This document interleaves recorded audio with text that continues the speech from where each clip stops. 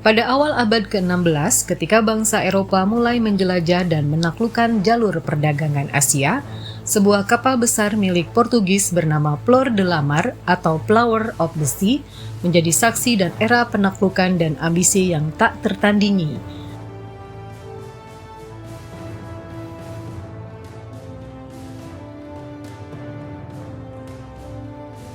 Kapal ini dibangun di Lisbon pada tahun 1502 sebagai bagian dari armada Portugis untuk menjelajah dan menguasai rute perdagangan ke India dan Asia Tenggara.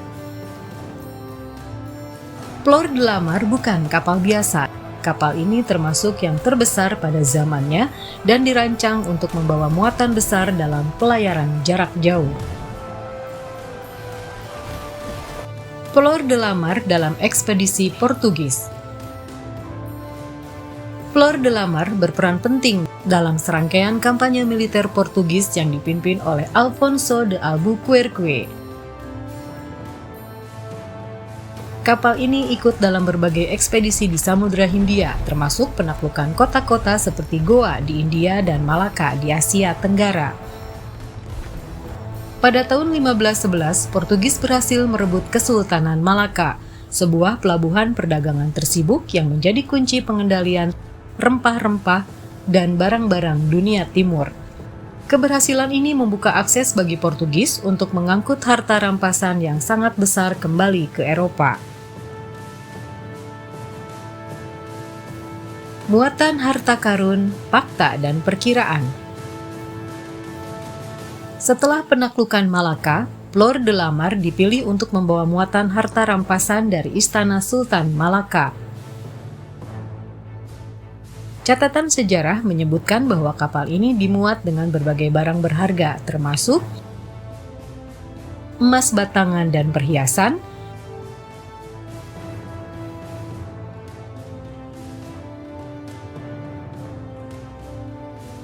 permata dan batu mulia, benda-benda istana seperti singgasana emas, perabotan berlapis emas, serta hadiah diplomatik dari kerajaan lain, seperti dari Raja Siam atau Thailand kuno.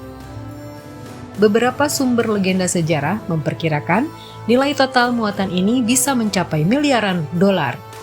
Bahkan ada perkiraan sampai 2,6 sampai 3 miliar dalam harga saat ini, sekitar puluhan triliun rupiah. Namun, perlu digarisbawahi bahwa tak satu pun angka tersebut berasal dari catatan resmi abad ke-16.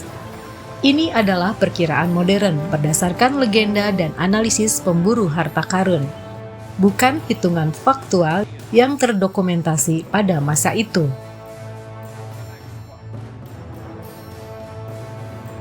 Tragedi di Selat Malaka, tenggelamnya Flor de la Mar. Setelah berbulan-bulan memuat muatan berharga di Malaka, Flor de la Mar berlayar keluar dari Selat Malaka menuju India dan akhirnya ke Portugis.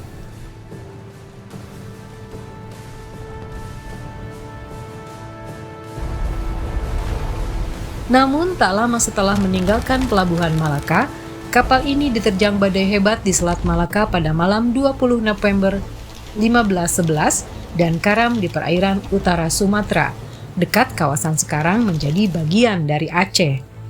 Dalam peristiwa ini, mayoritas awak kapal termasuk muatan harta karun tenggelam bersama kapal.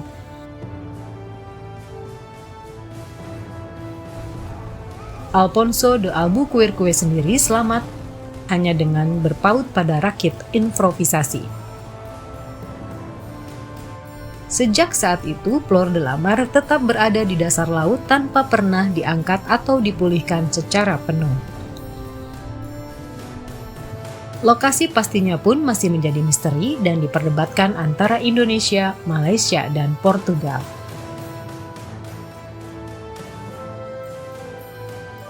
Legenda dan misteri. Mengapa ini jadi harta legendaris? Kisah Flor de la Mar bukan sekadar tentang kapal karam biasa.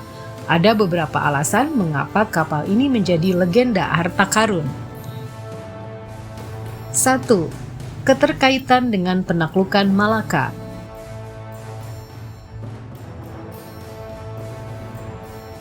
Karena kapal ini membawa hasil rampasan dari salah satu pusat perdagangan terkaya di Asia Tenggara,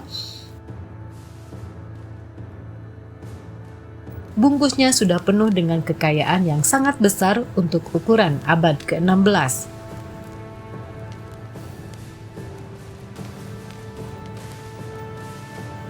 Dua, muatan belum pernah ditemukan. Hingga kini, meskipun telah banyak ekspedisi pencarian, belum ada bukti pasti muatan harta karun itu berhasil diangkat. Ini memicu berbagai legenda dan teori tentang isi kapal yang mungkin masih utuh di dasar laut.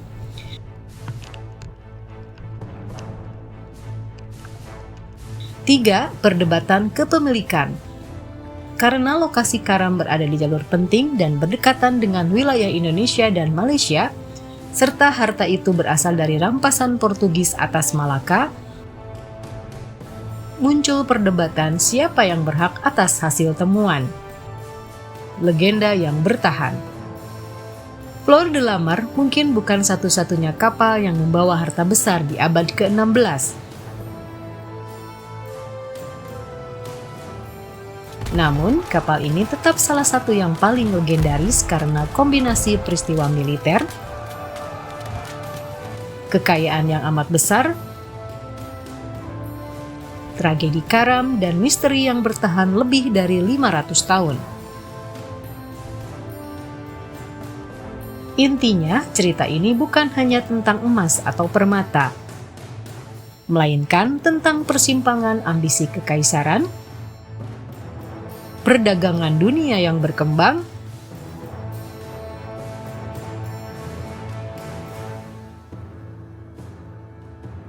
dan misteri sejarah yang belum terpecahkan.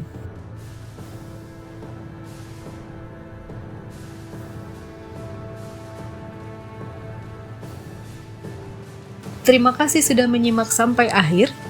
Jika suka fakta sejarah dan cerita di baliknya, silakan subscribe dan share channel ini.